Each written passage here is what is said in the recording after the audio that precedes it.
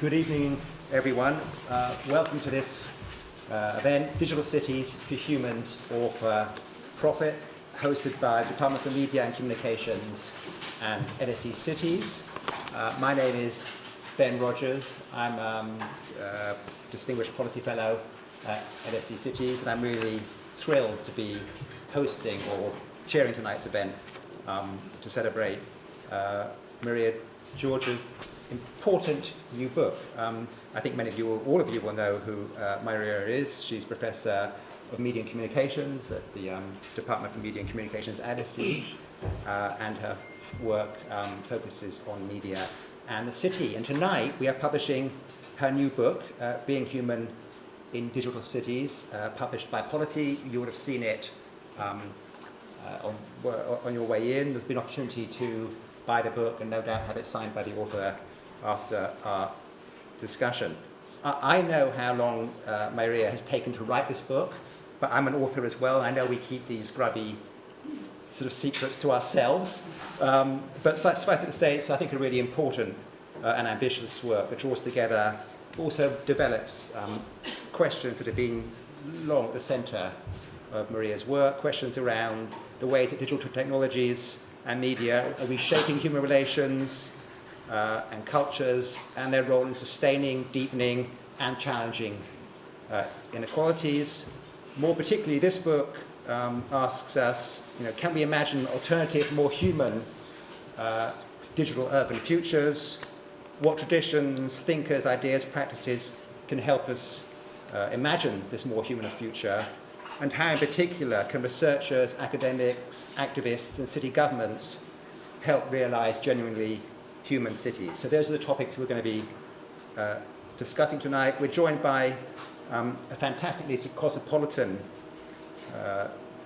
set of experts and respondents, campaigners, researchers. Sarah Al-Sharif is a human rights defender and researcher in digital rights. She's tells me she's just begun a doctorate, but she's already leading the human rights group campaign Migrant Digital Justice. She launched a podcast back in 2021 in Arabic called Talknology, addressing issues of technology and people's rights. She's been involved in several studies of code bias, machine learning, and recognition technology, and their human rights implications. So extremely qualified to talk about tonight's discussion. For some reason, I've got a much shorter entry to Ayana Nadata, but she's extremely distinguished. Perhaps because she's got such a long track record, I've had to boil it down. But she's Professor of Human Geography at UCL, and her research interests are in urbanism, smart cities, gender citizenship, and regional futures, with a particular focus on the global south. And lastly, and I'm just doing this in alphabetical order, Matt Mahmoudi, who's a lecturer, researcher, and organizer. He's been leading the Ban the Scam campaign for Amnesty International, and he was the inaugural Joe Cox scholar at the University of Cambridge, studying digital urban infrastructures as new frontiers for racial capitalism, and he remains an affiliate there, lecturer in sociology. So we've got four experts who are both researchers, thinkers, and also I think I'm going to say sort of activists, and working at that intersection of, I guess, sort of reform, change, and research. The way this evening is going to work is we are going to hear from Myria, who's going to give a 15-minute presentation on her book and its main themes and conclusions. We're then going to hear from our other three panellists, and they're just going to speak for sort of 8 minutes. We'll then have a panel discussion, but we'll leave plenty of time for questions from the audience, and there's going to be opportunities for our online audience to ask questions as well. I'm not quite sure how that's going to work, but I'm sure we're going to figure it out. You can, we're on Twitter. I was interested to see that all of our panelists who are sort of experts in in sort of in the media and inequality are still on Twitter. Maybe that's something we could be talk about as part of this discussion. Our hashtag is LSE Media, and we're at LSE Cities and at Media. LSE Cities are our handles. So I think without further ado, unless I've missed anything, I think we'll just get on with tonight's discussion. Myria, over to you.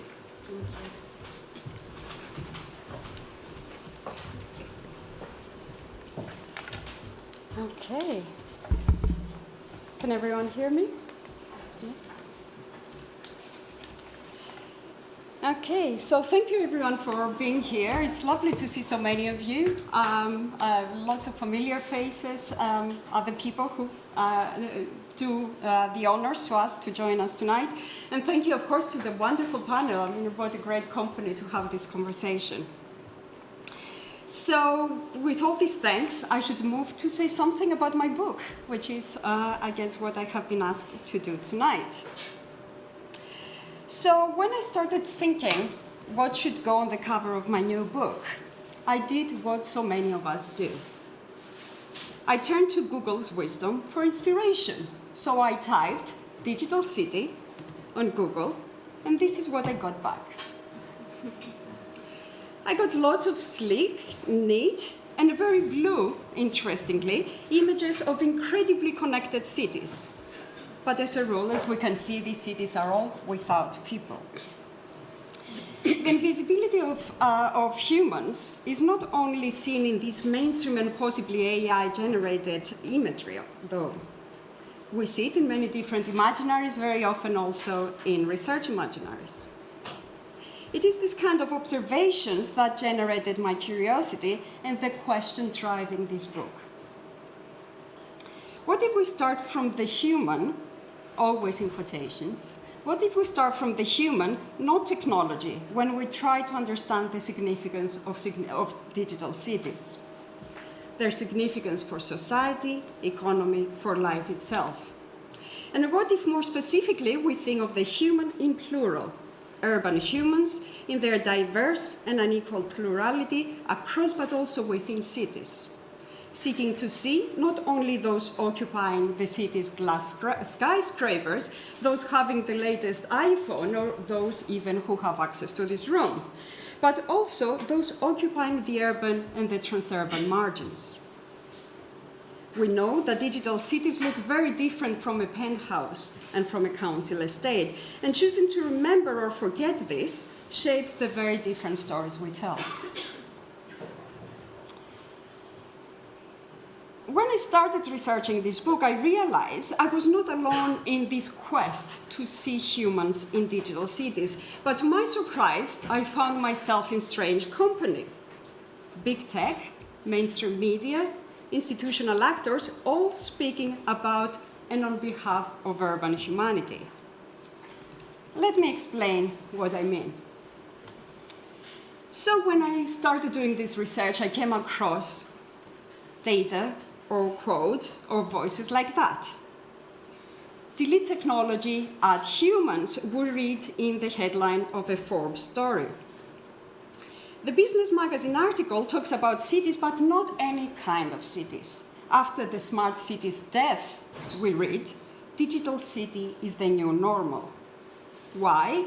We continue reading, because digital cities, unlike so-called smart cities, are apparently, quote, built with a focus on the citizen, small business, enterprise, and consumers. Everyone wins.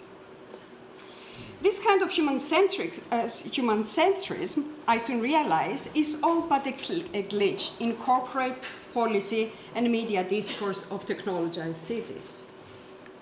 A headline that you also see up there in The Guardian about the day after the failed Google-planned smart city of waterfront Toronto reads, Toronto swaps Google-backed, not-so-smart plans for people-centered vision. And the conservative The Telegraph confirmed my hypothesis about this new digital human-centrism when it joined the chorus with a headline on digital cities. Of the people, for the people, by the people. The examples I came across are endless. The media, big tech, and policymakers tell us that we need to put our money, our faith, our consent in furthering technologization of cities. From urban sanitation and security to democratic and sustainable conduct. We should do so, we are told repeatedly, not because we believe in technocentric futures, but because, actually, we believe in humane futures.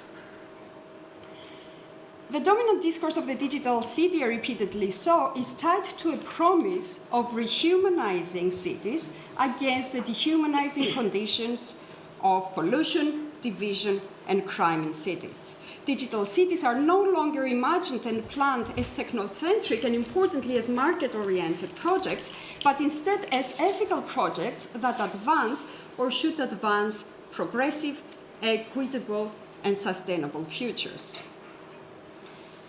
Of course, speaking on behalf of humanity is not unknown in hegemonic discourses of change. Throughout long and ongoing histories of colonialism and capitalism, decisions for resources extraction and their uneven distribution have often been justified as being named in the name of humanity. We also know, of course, how speaking on behalf of humans in this context has in the past, as it does at present, continued justifying the divide between worthy and unworthy humanity, between those lives and freedom that are deserved and not deserving. But there is also something new in this hegemonic human centrism of digital cities.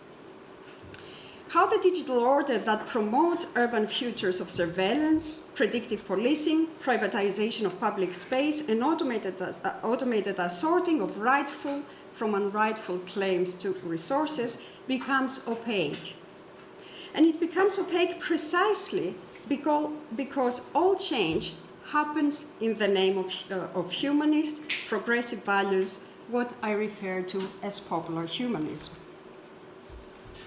Popular humanism is seductive because it promises that technologies can humanize the dehumanizing city, yet it is dangerous because it incorporates progressive humanistic values to actually secure the existing and deeply unequal urban order. Because this order is embedded and dependent on technologies of the ordinary, smartphones, transport infrastructures, the network that connect us so that we can have fun, work, and find love, they are all mobilized effectively to reproduce this opacity of a digital order. But the space of the ordinary, we also know, everyday life is also messy. Everyday life is a space of order and control, but of course it's also a space of negotiation and exploration of what it means to be and become human in the city. This is what I call demotic humanism, the performative space of experimentation, of consumption, sometimes of survival, often played out in the contradictory everyday uses of the digital, from TikTok performances of urban identity to hashtag activism. In my research across cities, the sightings of demotic humanism are endless. In East Los Angeles, for example, I saw and I heard from locals how they use WhatsApp messaging to alert each other against ICE immigration raids. They turned to a very simple everyday technology to actually contest the border police sophisticated surveillance infrastructures. In Havana, I witnessed urban poor challenging communicative injustice by claiming their share of powerful Wi-Fi, a privilege that is usually safeguarded and enjoyed by the luxury hotel owners.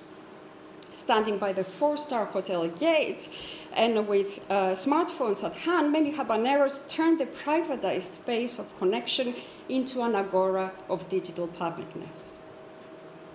But also across European cities, I saw how the par excellence technology of the urban ordinary, the smartphone, worked as a monitoring device.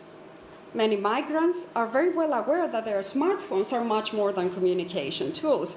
At any time, authorities can use them to control their lives, as in many European countries, police has the power to demand from migrants at any point, at any place, to share all their phone data.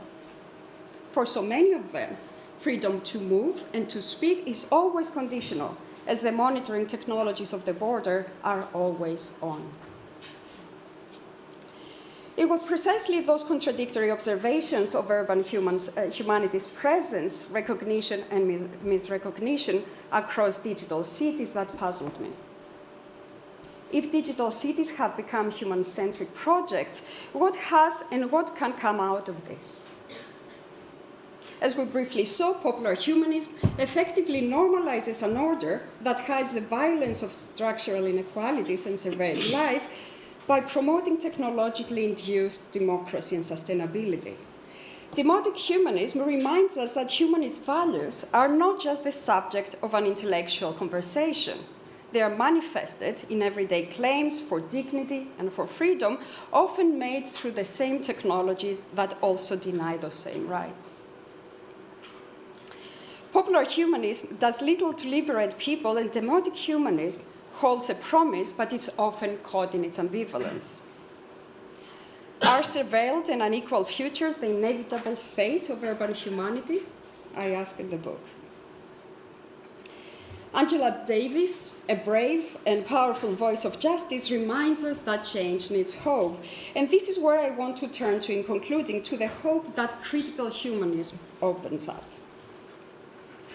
The argument that I set forward in this book is that we need another humanism, a critical humanism, a humanism that is a force for transformative justice, not just a narrative of justice. The hope that critical humanism, I set forward, is not an abstract vision for a distant future. It is actually an empirically grounded and theoretically informed normative proposal that works at the same time as urban praxis, but also as an epistemology. We can observe the critical humanist urban praxis in different ways, and I came across quite a few. So we can observe its urban praxis, for example, in grassroots public performances and voices that momentarily unsettle platforms' commodified spaces. For example, when we see grassroots groups producing podcasts that tell stories of migrant and urban resistance to the hostile environment.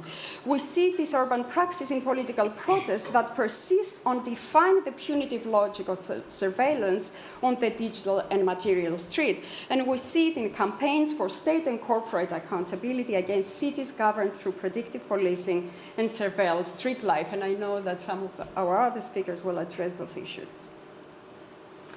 Critical humanism is also an epistemology that resists anti-humanist and post-humanist arguments that the human is dead. If we're interested in transformative justice, we cannot give up on the human, in quotations mark, as an anchoring, though always diverse, non-essentialist and non-essential category. As Ruha Benjamin writes, posthumanist visions assume that we have all had the chance to be human. The humanism I propose learns from the knowledge, but also the imagination of radical black decolonial feminist and LGBTQI humanists in plural, and their denial to give up on freedom. And importantly, it learns from research participants' own experiences and storytelling of the city, seeing and learning from how they explore being and becoming human, and how they do so with others, humans and non-humans, often under conditions of limited possibility. I hope that I myself have learned something about humanism through my own research, my research in multicultural neighborhoods, my research in urban refugee camps. In everyday acts of solidarity between neighbors, from sharing meals to sharing Wi-Fi, I witnessed what Mlabi refers to as ethics of compassion, equity, relationality. What I'm saying in this book, ultimately, is that we need to reclaim the human. This is not a claim to recognizing a singular conception of humanity, but a call to expand our intellectual and ethical imagination.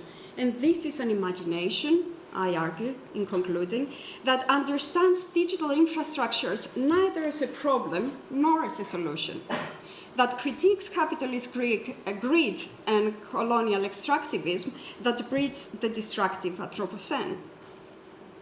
And it's an imagination that opens up a conversation about the ways we can conceive and work towards just and democratic urban presence and futures. Thank you.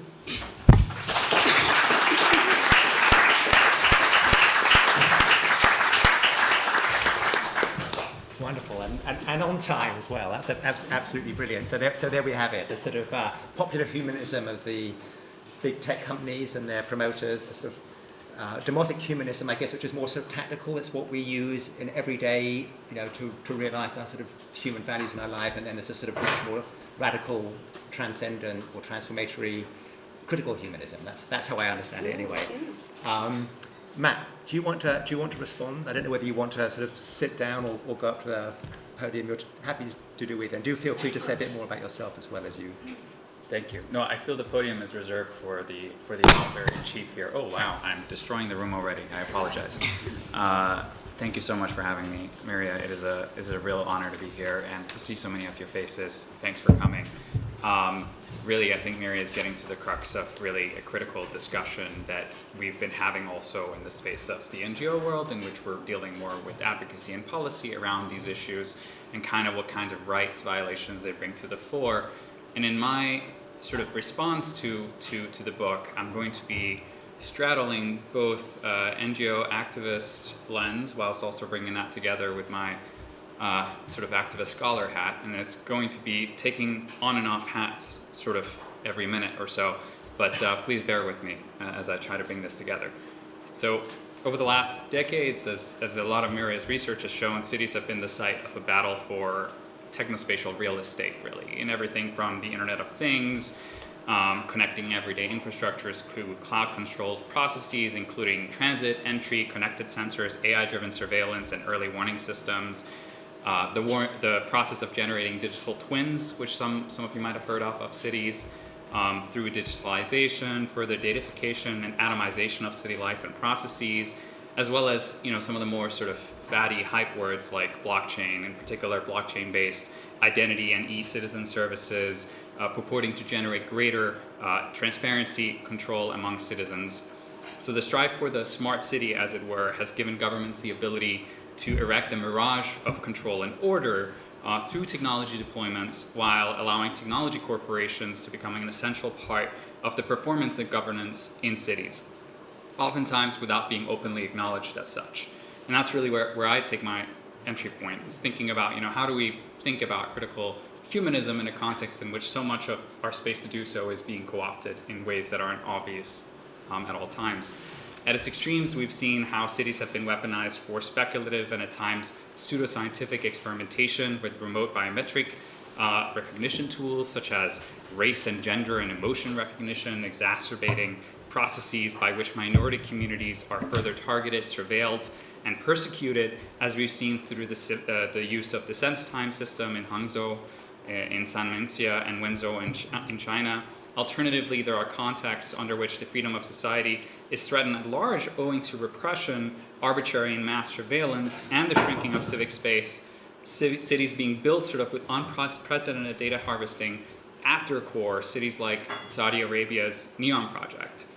Our research at Amnesty Tech has also shown how the dangers of the emergence of the surveillance smart city, such as places like Hyderabad City in India and New York City in the United States, where city dwellers living in areas at greater risk of being stopped and frisked by law enforcement, sort of an analog stop and frisk, and in areas with higher proportions of non-white residents are also more likely to be exposed to facial recognition technologies.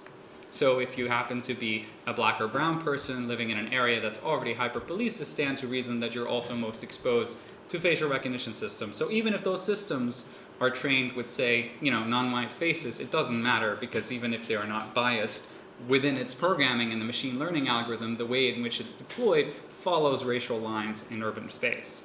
In Hebron, we see how the technology is used to reinforce arbitrary restrictions on the freedom of movement, barring Palestinians from being able to access their basic rights, affecting their abilities to access work, education, medical care, and family life, right? So there are really numerous ways in which sort of city optimizing processes are being used to actually restrain and restrict and constrain our freedoms. In cities like these, the entanglements of digital urban infrastructures with corporate power have been increasingly commonplace. Back in New York City, for example, I've been looking at how the mayor's office appointed tech giants from Meta, formerly Facebook, Alphabet, IBM, Microsoft, and Verizon to its NYCX advisory board, and several other elite city committees. This team up of tech giants, for example, served to ensure that New York City achieved its mission of becoming, and I quote, a test bed for new technologies, transforming the relationship between city government, community, and the tech industry. And this is a direct quote from Bill de Blasio from back in 2018. Now, cities have become a space where data pipelines are constructed, cultivated, expanded, and fed. More than ever, as researchers, advocates, and campaigners, our attention has to be turned to how our rights are being hollowed out from under our feet in the very cities we live in service of the smart fetishistic futures and fantasies of Silicon Valley giants that Myria really talks about here. Imagine, for instance, how the processes of navigating the city via augmented reality might be tailored to you and what the city knows about you in particular. What might you be barred from accessing? How might you be rerouted and subject to your wealth, race, immigration status, and criminal record? These global developments are especially worrying given the situatedness of cities as sanctuaries, historically providing the scale and numbers for example, persecuted communities to hide under the anonymity of the sheer vastness of urban environments. And this is actually how I came to know Myria on a personal capacity because my research started to think about, how are digital urban infrastructures challenging the possibility of sanctuary? And you were already asking these questions in Berlin. They also have implications for the contemporary and future distribution of power within cities, right? So between the privileged and those on the margins of it. So the groundwork has already been laid for the emergence of a mobile outcast ghetto, as is referred to by Shapiro, in which underprivileged and historically marginalized communities are increasingly ending up. Here, logistics orchestrates the control and management of surplus populations, keeping them in their social and economic place, even as they move about the city, Shapiro says. By way of an example, and I quote again, the bad part of town will be full of algorithms that shuffle you straight from high school detention into the prison system. The rich part of town will get mirror glass limos that breeze through the smart red lights to seamlessly deliver the aristocracy from curb into penthouse. In such future city, our machine legibility and conformity becomes a huge part in our ability to access basic rights and services. You may find out that your daughter cannot get her subsidized medication owing to what one could speculate might be thought of as data debt, the decision not to share certain data with a party whose advertising profit made at your expense in part funds medical care.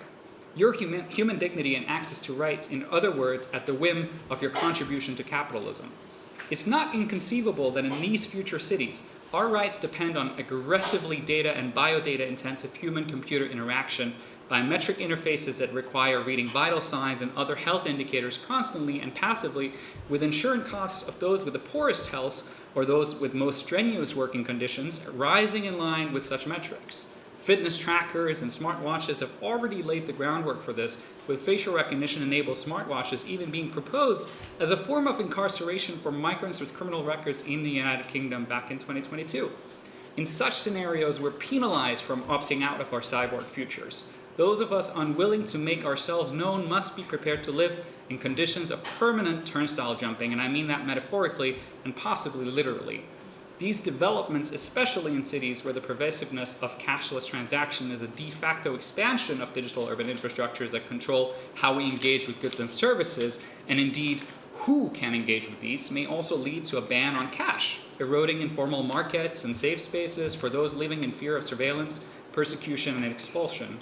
In a particularly dire speculative scenario, thought crimes detected through a mixture of responses to high-frequency advertising techniques, or attention trading as Chaudhary refers to it, and biometric markers based on debunked ideas around microexpression and phrenology may lead to preemptive arrest, detention, or expulsion, flattening society to an ideologically homogeneous whole.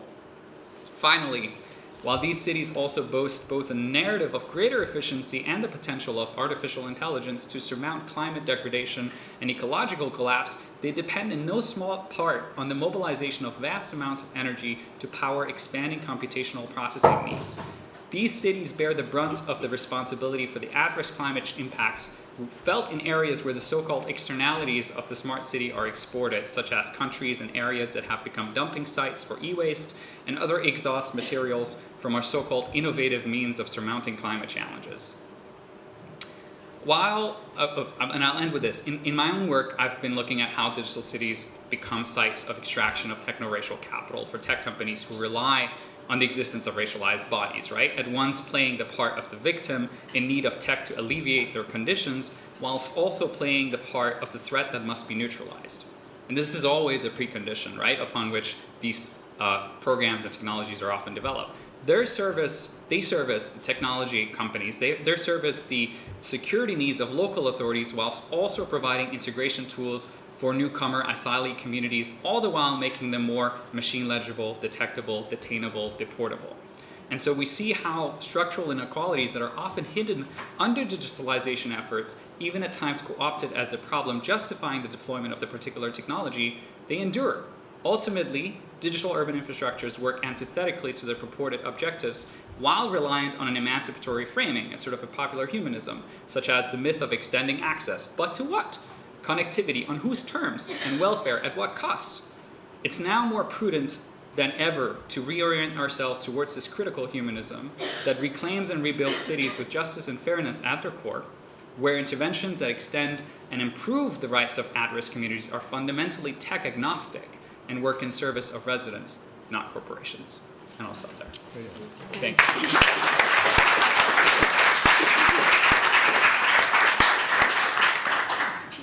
Just before I turn to Sarah, so you've offered a sort of very, very sort of dystopian interpretation of popular humanism. But Myria, am I right that for you, you see the sort of turn towards popular humanism away from smart city as a sort of somewhat positive thing? You're not completely dismissive of it, are you? Well, I'm not sure if this is on. Okay, it is on. I'm suspicious of popular humanism, but I think it's a sign of something positive, that there is a sense that there's a deep systemic crisis and a mistrust to the system and the big tech. Thus, this incorporation of humanistic values by powerful actors, I think, is a response to this kind of crisis. So, yes, not necessarily optimistic for popular humanism itself, but perhaps on what this incorporation of humanism by powerful actors perhaps reflects. Right. They had to be somewhat constrained by their rhetoric and their discourse, I suppose. So, over to you. Would you like to respond? To the presentation, to the book. Yeah, it's working. I'd like to start from where Myra started, like when she searched about like the digital cities. Like I think this is all what we imagined. Like when we talk about digital cities or smart cities, it's a blue. Everything is digital, electronic. Maybe we imagined like we will find like a flying cars or robots in the street, but it's literally the digital cities or smart cities or where we live now, where is like a CCTV everywhere, facial recognition, scanning our faces. There is a rate over our credit cards, whatever we are using our credit cards, our mobiles, our location. It's rating us and categorizing us to something. And while we are having this, like it's digital cities, it's like in the heart of the digital city or smart cities is like how they promote it is like for human, which is, it's not about humans, it's about our data, it's about our information, it's about like the profit, which is like, it's about control in the heart of it, which is not a new ideas. It's started from a long old history. Started with the forest when they found the forest, and the king finds the forest could be a source for money. So there was a need to categorizing the forest and trim the forest and to put it in shapes. This is what's happening to us now. We should fit into a categories, we should fit into shapes, we should be assigned to numbers or to categories for them to know and to take decisions. And the most risky and dangerous thing, like decisions now will not be made by human, it will be made by the machine, by automated machine. And what I loved about Myra books too, like when she mentioned digital cities, she didn't mention digital cities in Saudi Arabia only, no, it's like in London, in New York, and Los Angeles, because it used to say like digital cities and control, which happening in authoritarian countries. No, it's happening here now in our cities and in our land, collecting our information, collecting our data to control us. And it's starting always with most minorities and migrants, and starting with collecting their data and using them as guinea pigs for this technology first, and collecting their data. And this we could, and like shaping, like to shape our behavior, to shape our history, to shape our how we react, how we engage. So if we imagined like if we are migrant or minorities live in the UK, and our data collected according to the law and the regulation here, not everyone has the same kind of protection of their privacy. Migrants and refugee is less protected for their information. So they started by categorizing their data and collecting their data, and to analyzing this to decided how to get visa, how to revoke her visa, how to get job, and who didn't get jobs, and using their data to to make some research and related, categorizing the cities like in London with raciality, and using like in assigning these cities to like whether it's like it's a healthy cities, and connecting the diseases with the raciality, so it's affect like people like or companies who provide high insurance for people living in this area according to a result of connecting their data to the possibility of having certain disease or spreading in this area. I think we saw this clearly during the COVID-19, while we are having like, it was risk always like to discriminate against certain cities or certain places because there are high rates of the COVID-19 in these cities, and how it affect like their insurance company, their opportunities for work, and how it affect like how the company will use this data to target these places with job ads. For example, they might not target these places for job ads for the high risk of getting COVID or getting certain diseases. So it's always about who owns the technology, and the problem now, like it's not even the government who owns technology. It's the big tech and the people who already design this kind of technology, and the people behind the money who funded this kind of technology, and in which way they want to use this data to shape our behavior.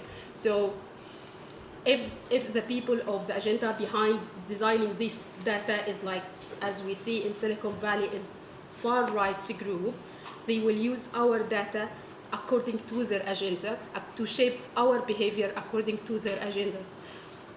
So yeah, this is my main work. Brilliant. Yeah. Thank you very much. Thank you. And lastly, over to you. Thank you. Thanks so much for inviting me, Myria. And I've got the book here. I was very glad to be part of this panel also, because I did read the book much earlier when I was writing the endorsement. So it's a pleasure to be here and talk about the book. I think what I've come across in your book was the key question around what does it mean to be human in the digital city. And you talk about 3 different ways of being human: the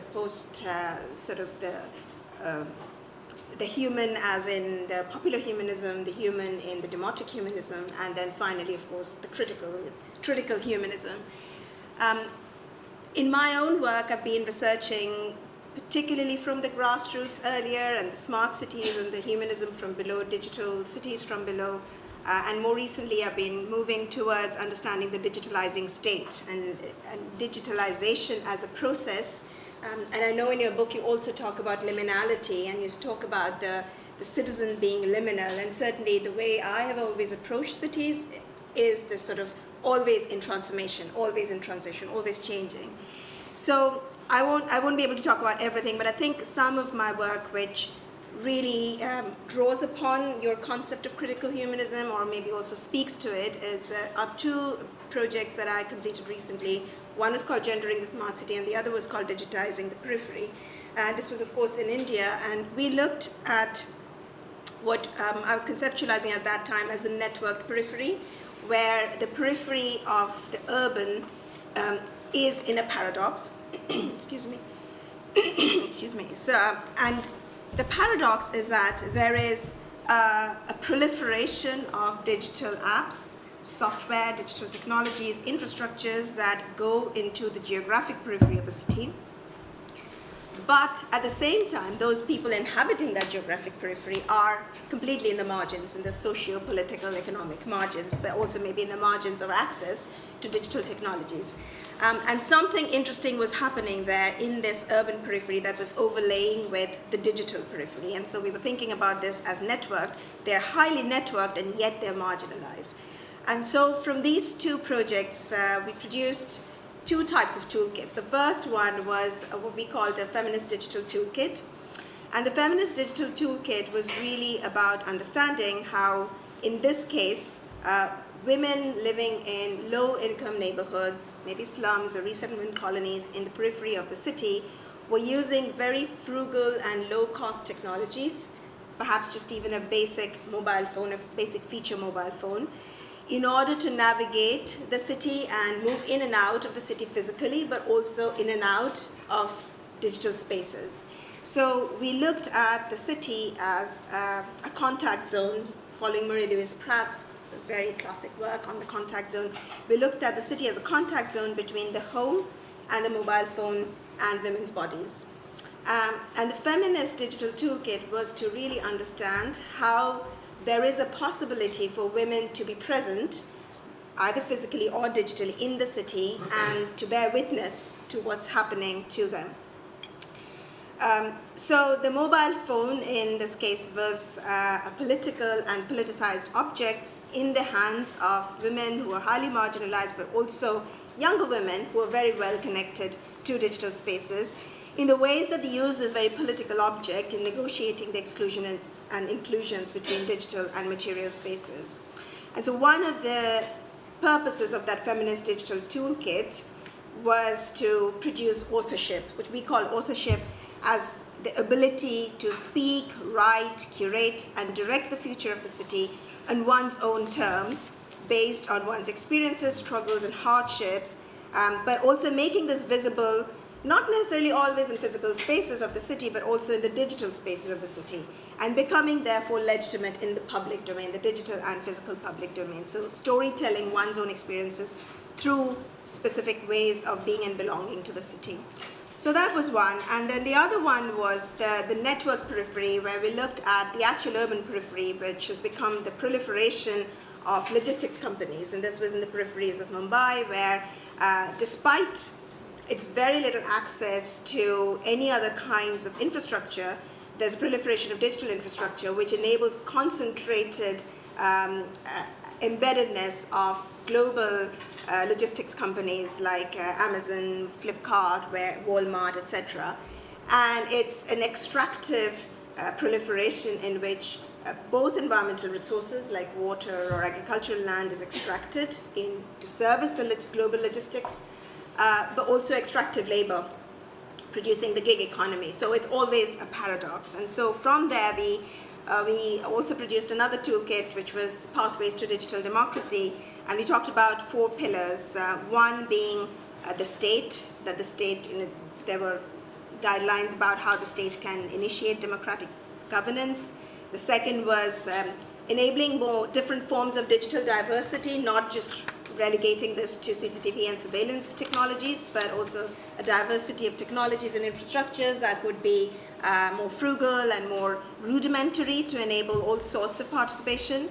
And then the third one is very similar to, or relates much more to your book, the idea of participatory citizenship, and how citizens can author the future of their city, they can author their participation, their visibility in their city.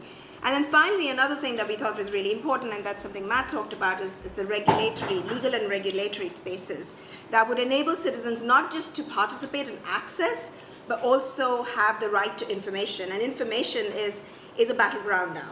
As you've already talked about, disinformation, malinformation, and all of that. And how, through that, do we enable forms of, or rights to information that would produce critical consciousness, that would produce forms of empowerment that is not possible through the sustainable development goals, so to speak, of just inclusion and how many people have access to mobile phones.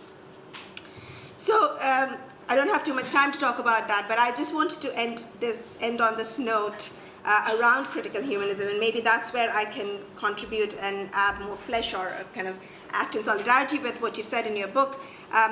And maybe raise the question of whether we can actually truly think of being human now without the digital. So you're talking about being human in a digital city, but can we be human? Can we conceive about a human without the digital?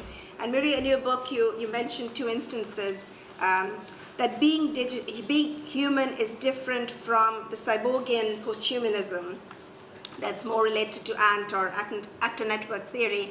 And I completely agree with that.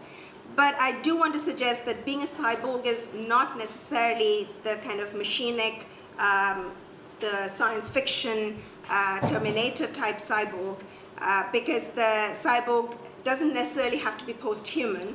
And here I'm drawing upon one of my favorite authors, Donna Haraway. Donna Haraway's Cyborg, which recognizes the limits of technology and argues against this digital gluttony that we see in cities. Haraway critiques technology as what she calls a God trick of the digital era, and she suggests that technology has made ambiguous the differences between human-machine or natural or artificial, total or partial. So I'd suggest that perhaps thinking about the human in terms of how the human is changing, how our concept of being human is changing alongside the technological advances that we see today. That is, that the boundary is actually shifting rather than becoming post-human or post-machinic or post-anything for that matter. And so that increased transformation of our everyday lives, livelihoods, leisure and pleasure are all mediated to some extent by code, algorithms, computer screens, mobile phones, and even as very marginal subjects that might not even have access to digital technologies, we are still digital in the sense that the digital is always capturing our data. So cyborgs are not necessarily post-human, they are embodied fleshly beings that produce knowledges. And in my projects, I think about them as bearing witness from situated subjectivity, but also that they are temporal, that every moment in the city is a temporal moment, that things change in every moment. And cyborgian positionality, the positionality of being human is related to a kind of a situated temporality in that particular context. So I want to bring back Haraway in our discussion of humanism and propose that we need to think about it through a kind of feminist digital politics of post-reflexivity and sort of our positionality and temporality in this moment and how we're thinking about the human. And so following many scholars, I want to suggest that we've always been cyborgs since the dawn of technology, and therefore, is there another way of thinking about the human, not as antagonistic, but rather alongside the machine? That the human is not necessarily separate from the digital, but that the human and the digital are co-creating or co-constructing each other as we speak, and whether there are other ways to reconceptualize the digital towards a more decolonizing move that enables us to maybe refocus or re-enable and reimagine what is the purpose of the digital and even what is the purpose of a city, so to speak. And so the very terms of using the digital and how we think through what the digital will do to us and to the city will enable us to think about what we might then do to the digital in the future. I'll stop there.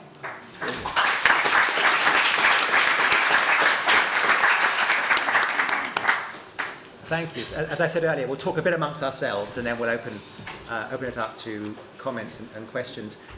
Myria, another question just for you. I mean, your book is called Being Human in Digital Cities, but why isn't it called Being Human in Digital Societies? I mean, what work is sort of cities doing here? Is it just the fact that more and more of us live in cities? You refer at one point to the sort of democratic promise of the city. I'm wondering why cities? You don't really talk about that in the book. Yes. And I think also Iona, I'm sure she has something even much smarter to say, and she actually, you ended up your contribution by saying why digital and why the city. There are many different ways, and I'm sure, Iona probably will have a different way to answer this question. I will say something about how I came to the city, which I think is part of the answer. As some of the people here know, a lot of my work is on migration. And in many ways, I landed to the city through migration.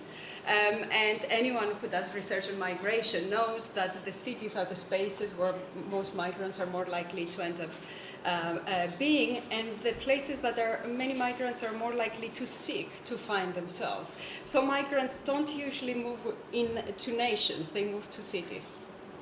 And this for me became, from the beginning of that work, a very intriguing reality. And I know there are other people like Susie Hall, for example, who has done wonderful work on migrant cities. There's something about the cities about being spaces of thrown togetherness, as Doreen Massey says. Those spaces that would come close together, not by choice, but because our different trajectories bring us in this place, right? So I think, to me, being so interested in human and agency, I think the city produced this kind of possibility of thinking, how do we become human precisely when we find ourselves in these positions of thrown togetherness? So there's something about the city that is organic, that has to do, I think, with many of the ways that we live, or many of us live, especially through difference and through thrown togetherness. But of course, there is something about technology that is important about cities, and I think everybody has spoken, touched upon that, right? So cities are both the places where technologies are tested out, and technologies are and innovation is being sold most aggressively. Right? And the two then come together. The thrown togetherness of the city that creates social spaces of difference calls different actors to be much more interested in investing in technologies that organize, order, and of course surveilled and assort the life in cities. Okay. So I mean, I suppose I thought you might talk about, the social imaginary of cities, the sort of citizenship, the networks, the sort of the public spaces, but that's there as well. That's not so important. Yes, it is, and I think especially in the chapter on popular humanism, I talk a lot about the urban imaginary. And in my other previous book on media cities, I talk even more about urban imaginaries. But for me, the city has become important, and of course there is huge gaps in my understanding of cities and conceptually, and I don't have. I learned studying the city on my own. It has always been something that is inviting as a bottom-up field of where people live, and where many of the huge inequalities and tensions around how we live together emerge. So it's much more of a kind of bottom-up rather than a top-down. Right. Do any of you want to reflect? What role does the sort of imaginary of the city play in your work? Is this a sort of help? Is this a helpful discourse, or do you, is there something which is sort of richer and more? Well, if I want to reflect on digital cities, I think there is a legal and a regulatory element that makes the city, and that comes from the state and planning and governance, because the city is also a legal entity. And that's where I think a lot of the focus has gone in creating this popular humanism of the smart city, because the smart city is an entity, whether it's legal, whether it's through these packages that the global IT firms are selling, it is sold to the city, because the city, as you said, is a critical mass of people, and where else do you get data other than this place where there is a critical mass of people? But yeah, there is also an imaginary of the city that exists, both of people who stay in the city and of people who don't stay in the city but also connect to the city in some way or the other. And that's where I think the lines get more blurry, because those who stay in the city have specific struggles, and they negotiate the city now often through digital means. And then those digital means connect them to the city through a network of other communication possibilities. But I think also the fact that the city is so networked and connected makes it possible for it to be explored and connected to global sort of space with, let's say, logistics and its connections to other cities and other kind of translocal connections that it's possible to make with these city imaginaries. And therefore, acts of solidarity, affect, and all of that begin to emerge. So I certainly think the city has become something else now when we think about it as highly networked through communication systems, which was always there with telegram and telephones, etc. But now I think kind of the speed and scale of it has really exploded, and the city is becoming more and more of focus because of the critical mass of people. And it's probably easier to do because it is also a legal entity. But if we think about the city in bounded terms, I think there's also a danger in our research and scholarship, because the city certainly isn't that boundary. It extends way beyond, and scholars of sustainability will say that the city is extracting resources thousands and thousands of miles away, and e-waste and all of that connects the city to a much bigger hinterland across the world. I mean, do feel free to comment on what we've said so far, but it's sort of a question for both of you too, because both of you offered us a sort of very pessimistic and terrifying account of the way that technology is being used to divide us, to repress us, to control us. I mean, but you talked about the importance of hope. Where do you see hope? I mean, where do you see the movements or the actors that are challenging this, if anywhere? Yeah. I could say the only hope that we could have, like, in controlling our data. It's like to see, like, to have the control over our data, and this is only what happened through the regulations and law. But what we are seeing now, like the state and the government pushing into having the more power over people's data.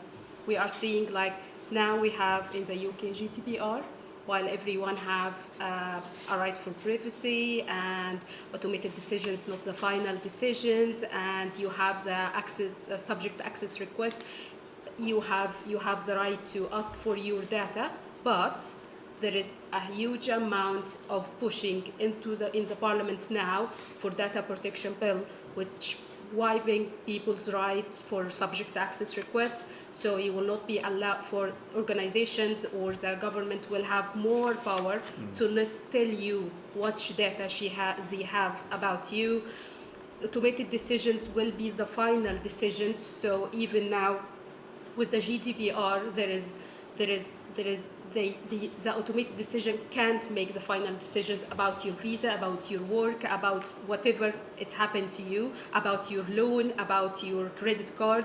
But with the new bill in the parliament, the automated decisions will be the fate for everyone, and you will have no right to appeal. But you're active out there. You're campaigning against this. You must see some grounds for hope. Or no? Okay. Matt, maybe. Do you see any hope? I mean, I was recently in a talk with Roosevelt and Gilmore, who reminded us that despair is counter-revolutionary. To trying to stay true to my sort of Marxist orientation, I'm going to try and be hopeful and not counter-revolutionary. So I guess the question mark emerges around sort of, where has the digital city left the urban commons and public property as is traditionally conceived? And I think because of the amount of corporate capture, and I say corporate capture in inverted commas because really we've just discussed how it's a symbiotic relationship between the state, local authorities, tech companies. What is the state? What is local authorities anymore? Where does tech company end and city begin? It's unclear, right? But like the commons, given how much it's been encroached upon, going from sort of a more analog surveillance of Central Park to now like not really having a sense of whether you can even reclaim your neighborhoods outside of having the NYPD, for example, in New York, snooping in and seeing what you're up to and surrounding your neighborhood, and having you, basically forcing you towards having to re-navigate the city entirely. Like, what's the city look like to you and I will vary very differently. And I think what that has done, and this is where the hope comes in, what that has done is that it has developed a sense of our neighborhoods and our immediate locales are under threat. And these sort of phrases that have been thrown around to try and create good for us, whether it's the commons, whether it's the park, whether it's the sort of digital initiative that seeks to integrate migrant communities, whatever it is, that has now been fully sort of, I guess, exposed for its hypocrisy. And what that does is that it gives space for, and I have to excuse my language here, the fuck the police movement, whose entire purpose was to go around and destroy surveillance architecture. Rethink Link NYC, which is a collective of women that are fighting surveillance that's come about through domestic violence by putting stickers on cameras across urban cities. Urban spaces. It's come around through a number of different sort of, like, I'd say, neo-Luddite movements, that are trying to reclaim the city and trying to rebuild what they think the city should be about. Less about the corporate tech utopianism, more about the sort of humanistic utopianism that's grounded in the locale and the community. And I do think that movement is on the rise, and that gives grounds for hope. Because if we can re-articulate the city from a space of resistance, then we can re-articulate cities globally, and one movement can learn from the other. And I do think that has revolutionary potential. I'm very keen to hear from Myria and Iona about where they find hope, but I also know that you're probably waiting to get involved. So I'm going to take some questions from the floor. I mean, how are we going to take questions from our online? No, well, yeah, but then when it comes to sort of our online, yeah, and then perfect. Right, we've got mics here. Put your hand up if you've got questions. I'll take short comments, but I do want them short. The woman with the white cardigan. I might take a couple of people at a time. So thank you all so much, first of all, for the very, very interesting insights. My comment was sort of, obviously now there's been an increasing trend in how public spaces, community spaces are kind of being demolished, real estate is taking over. How do you think that this fares into this narrative of digitalization, and especially the impact that it might have on democracy and like civic participation?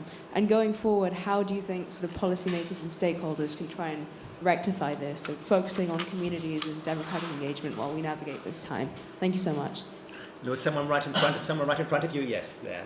He's got his hand up. Thank you very much. And in the criticisms that you were talking, you've been discussing a lot of re-articulating or changing the city. But I wonder if we should get rid of cities, if that wouldn't be much more like a proper revolutionary change. Yeah. Well, I should have asked you to identify. Who are you? Do you want to say who you are or where you're from? I'm from the Department of Media and Comms, Cesar Jimenez. Okay. There's someone in the yellow sweater. Someone in the yellow sweater. Okay, we'll take one more question. The man there with his hand up. And then I'll do one more round afterwards. Hi, my name is Ben Hawes. I'm a tech policy consultant. A decade ago, I actually worked on smart cities policy for the government here when it was very, very briefly a thing. More recently, I worked with an Ordnance Survey and a media network on some international principles for responsible use of geospatial data. And my experience of that is data protection rights are individual and very limited and negative. And if we're in a situation where private companies won't act in the collective interest and individuals can't, who can? And I suppose that leads me to actually, what is the role of the local public sector, local public services, the only people who actually have duties to act locally in the collective interest? Great. Anyone? It's your book. Your book launch. Let's let you start first. Okay, thank you. I'll try to be brief so that everybody has a say. Demolishing public spaces. Yes, I think this is one of the invisible ways through which the digital order works, right? So we have pseudo-public spaces. We think they're public spaces, but they're full of cameras and controlled usually by private corporations. So yes, there's a lot of demolishing and threat to public spaces across cities, but I think, I'll just go back to Matt's comment that there is also that counter movement. movements at a hyper-local level where many communities are seeking to reclaim public spaces. Yeah. And then you have also the guerrilla or urbanism in different small spaces in the city where claims to public space is being made. Get rid of cities? No, absolutely not, Cesar. Cities is where we come together, and I think I'm very optimistic. I think cities pollute, but cities also have the potential to be, I think, the most sustainable places.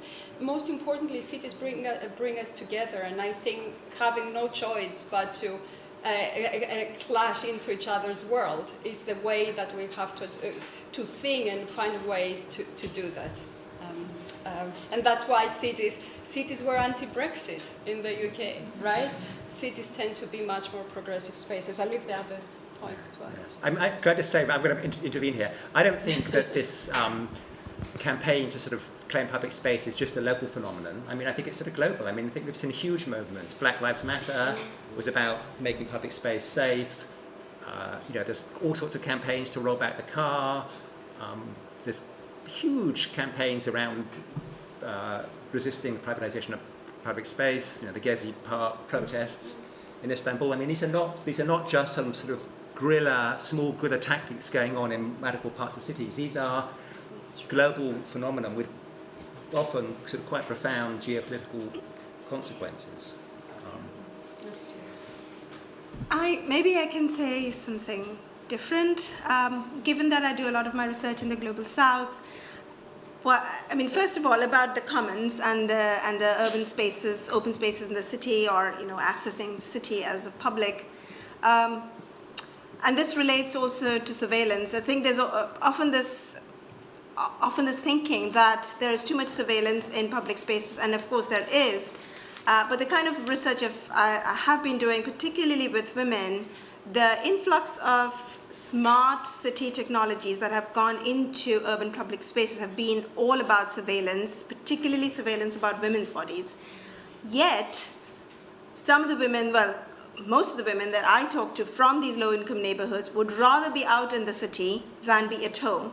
So I think we also need to rethink what we mean by surveillance. Sometimes the home can be the most unsafe place. The home can be the most surveilled space, not digitally, but in many other ways. And for many of the women that I have spoken to in the Global South, for them being out in the city, it gives them a sense of freedom. And what they want, of course, is not more surveillance that extends the surveillance from the home to the city, but rather other ways to make informed consciousness that is training and information gathering and sharing about changing misogyny or changing practices in the city that keep them unsafe. So I think we also maybe need to expand our understanding of what surveillance is, what surveillance does, and who does surveillance. So that's one. And the second one, going back to your question about being hopeful, I think I'm hopeful in the sense that all of the surveillance and all of these things that we are fearful of how the state and global corporates are monitoring us, coming from the Global South, I think my hope is that the way I see the digitalizing state unfolding is so haphazard, so fragmented, and particularly the state has so little capacity, and my hope is that it's never as seamless as they present it to us. So what is performed to us as citizens is that everything is going to be ubiquitously surveilled and everything will connect to each other. And I'm sure that happens in New York, but it doesn't really happen in that connected way, and this Internet of Things. It happens in kind of really patchwork ways, and then fitting the patchwork together never gives the seamless way of surveillance, which maybe isn't that hopeful, because then it leads to fragmented ways of ordering and digital reordering, and then it gives false positives. But also I think that what the state actually tells us in terms of how well it can do with the digital is really also a performance and a fiction and a myth. So maybe that's where I'm hopeful, that it will never be what they say it will be. And so, yeah, they will ask for Pegasus to come in and do a little bit of surveillance, but it will never be connected to everything else. And maybe that's how it is in the Global North as well.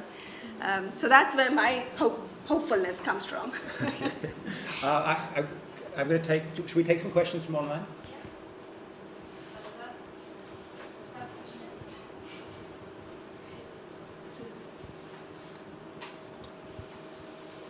Given that marginalized groups and minorities are exploited by digital cities, what are the ways, if so, in which the societal elite are threatened? What are the ways? What are the ways, if so, in which the societal elite are threatened? Give us another one. Yeah, another one. Are digital cities less resilient? The more that can go wrong will go wrong. Yeah. Very abstract questions. Everyone's nodding. And one final one. And one more. How ephemeral are digital cities and societies? Will data and knowledge longer on vellum, paper, or digital storage? Very abstract questions. Those last two at least are somewhat related. So that's about the sort of last one I did, right? the longevity, or the ephemerality of digital cities. Perhaps Matt and Yeah. Sarah can start with Sarah. these.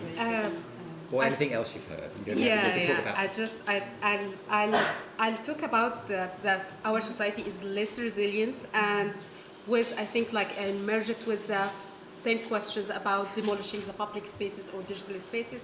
It's like the questions like how much we are free now, like how much our decisions that we are took, it's based on real desire, not about influence through algorithm or ads come to us, or because posted like showed to us, or because like we exposed to events, like how much we are free in taking these decisions. I think this is the main questions that we should think about, and like we should always burst the balloon of algorithms that around us. We should always go out of norms to test like how much we know really, like because like we live in the same city as you said, but really we are isolated. Everyone sees something different.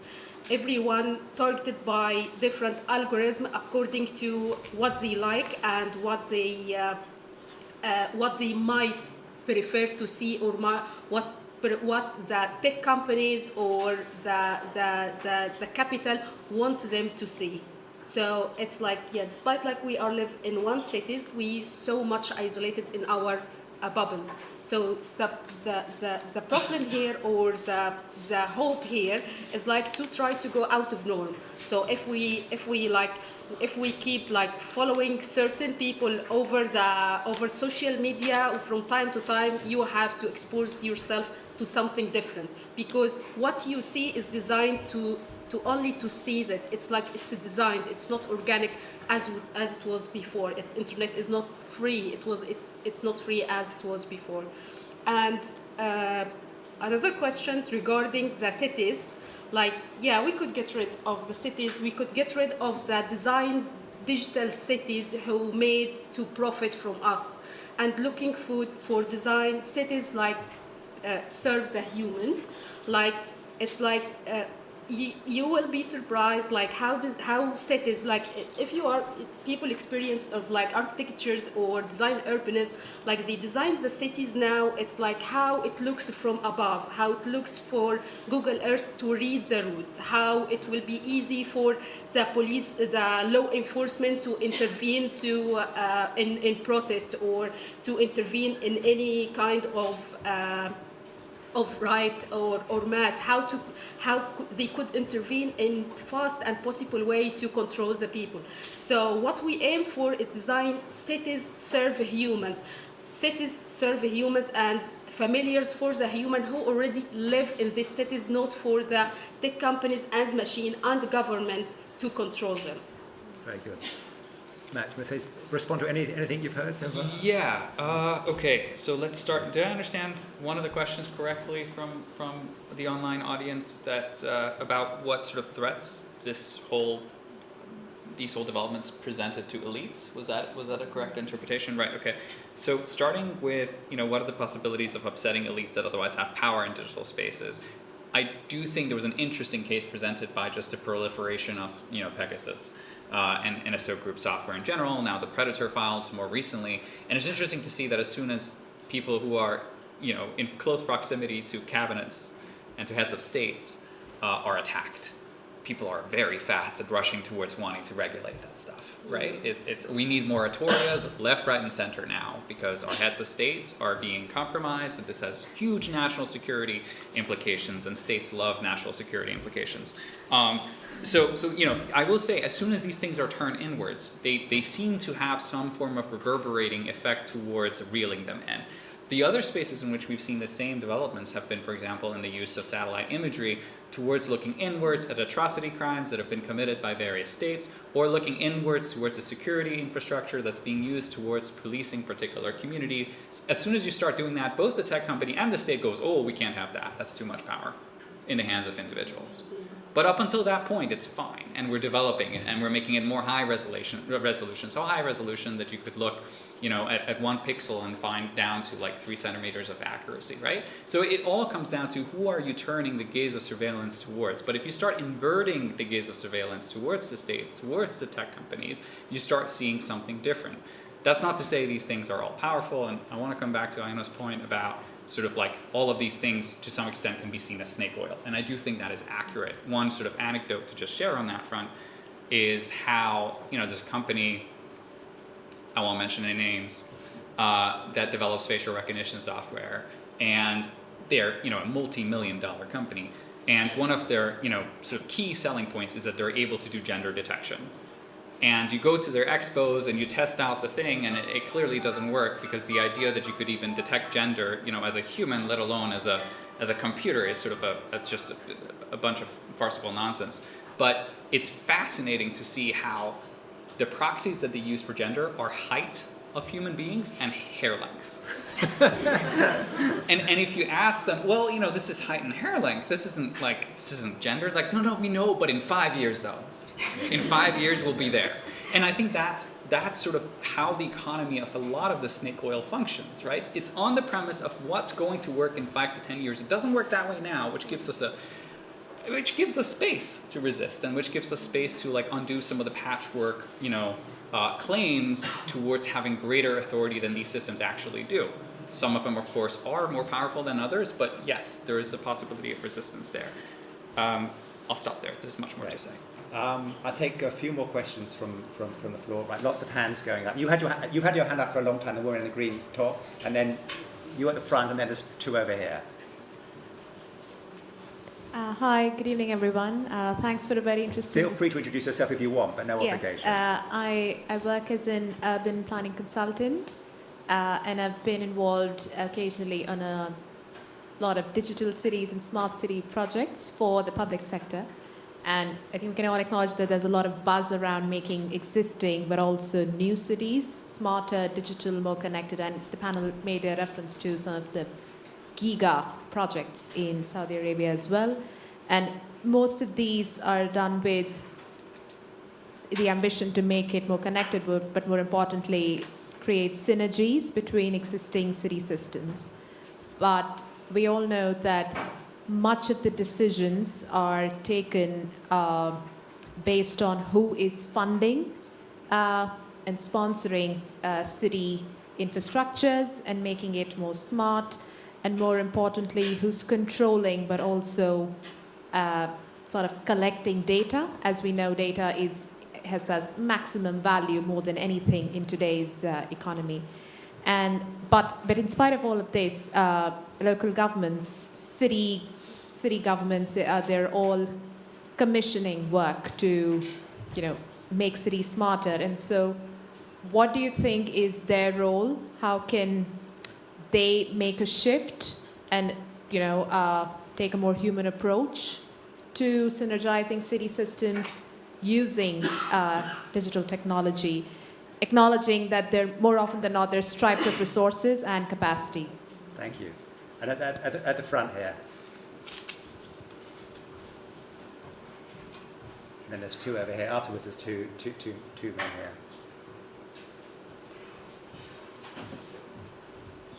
Thank you very much. It's been a super inspiring conversation and book. My name is Marta Granda, and I lead a team in Europe focusing on digital transformation and human-centered design. So very spot on to the topic. My question is about something that I see latent in the conversation but hasn't surfaced yet, which is about business models. And it's a reflection, I mean, it's really asking your thoughts around, is there an effective pathway towards reconciling the very narrow traditional business models of the digital industries, so they reconcile to the more the richer economic models we see in cities, where we often talk about value, not only profit, and where we talk about sustainability, the triple balance, not just a direct cost-benefit analysis. So there are two clashing forces here, which is not only about how we use the technologies, but how they were conceived originally. And is there any thoughts about how to get there? Okay, those two questions are sort of a bit similar, and they're both about our local governments, I think. And two more. Yes, go ahead. Thank you. Hi, my name is Shahir. I'm a student in the Media Communications Department. First of all, thank you to all the panelists, and congratulations to Professor Myria for your book. My question is about, in our attempt to redesign the city to be more humanistic and safe and healthy for human beings and our society, what role does universal housing play in that, and how are we challenging homelessness? Is there a digital market solution to this? Is it a state solution? Is it more digital commons or something like that? Can there be a digital solution to it at all? Yeah. Okay. And last question of the day, apart from one I'm going to ask. Thank you. First of all, congratulations, Professor, and thank you to the entire panel. I'm Harshit Manchani. I'm also a student at the Media Communications Department here at the LSE. As I see cities, digital cities for that matter, there are two levels that I can see. One is platform on which the digital aspect of the city is created, and then the infrastructure on which the city in itself, the physical city is constructed. Do you think as we move towards this trend of having more digital cities in Global South and Global North, the infrastructure aspect of the cities would become more equitable, or would we start having the same 99% and 1% dichotomy in the digital cities as well? Okay. Thank you very much. Right, we're going to end. We've got a few minutes left. I've also got I'm not going to give up on my hopefulness. So I've got a question for each of you. Is there any city which you think is doing something really progressive and hopeful and inspiring in this space? So we've got 4 questions from the floor, and I'm just going to add that one. Just don't take more than 2 in your response, and you don't have to answer mine. I have actually. I can't remember, but just remind me. There is a city in US which banned the use of facial recognition technology for public sector and governmental sector. I think this is ideal city for me. I'm gonna have you last, Myria. Okay. For a hot moment, Barcelona was up there, not least because of Mayor Ada Colau, who, to answer the question around universal housing, was herself an anarchist housing activist and came to power at a moment in which the conversation around tech and tech corporations' role in the city has sort of exploded into, oh yes, absolutely. And she was the first mayor, to my knowledge, to say, no, absolutely not. And what she did was sort of carve back and roll back the presence of companies, and instead said, actually what we need is data sovereign control by citizens over their own data, how it's shared with corporations, how it's shared towards potentially participatory projects around the city, and set up as a part of a larger EU consortium something, I think it was the Decidim project, unless I'm mistaken. And it was used in Barcelona basically to extend democratic power through the power and ownership of your own data. Now, there's a bigger discourse around whether true individual data ownership actually moves the needle of tech accountability and sort of critical, usurping of those power dynamics. I don't think it really does, but I do think that Barcelona sort of had an initial run of trying to correct the course.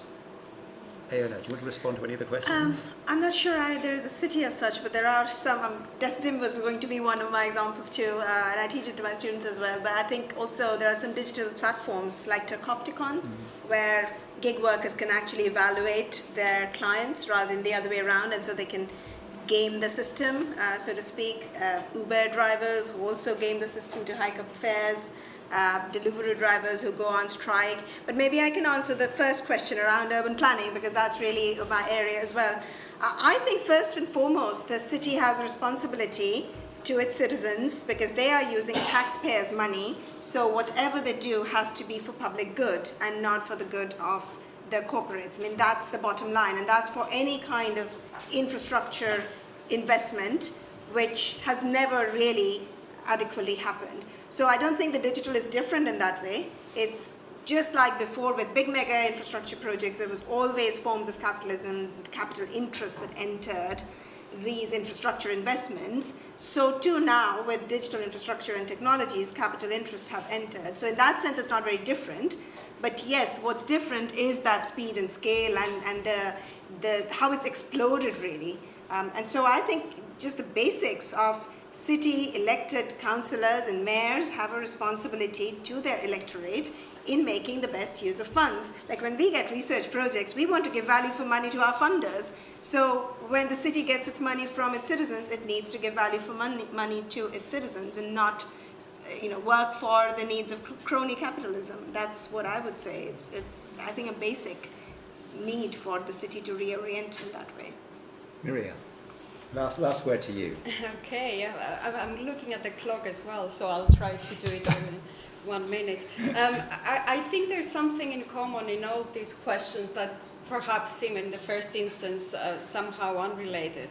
I think what I hear in all this question is that inquiry about urban justice. I think coming back to the questions of urban justice, and then how urban justice relates to these inequalities, huge inequalities that we see in cities. 1 in 50 Londoners is actually homeless or lives in temporary accommodation. Is that different to our demands about the accountability of the big tech or the surveillance system that the local governments are involved in?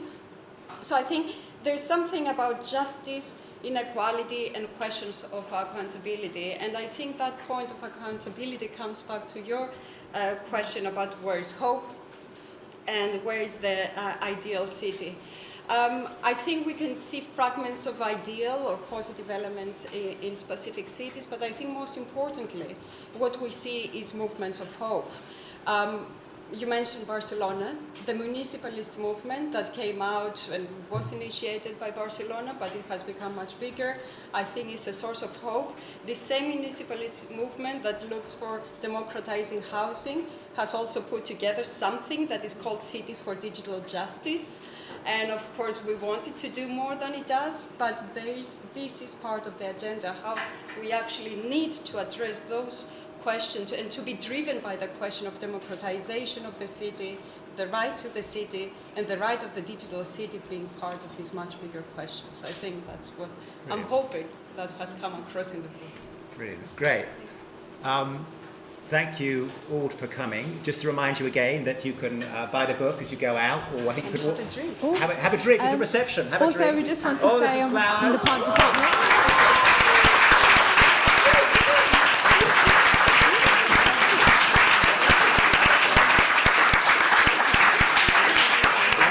And just lastly, a round of applause for our panellists as well. Thank you very much.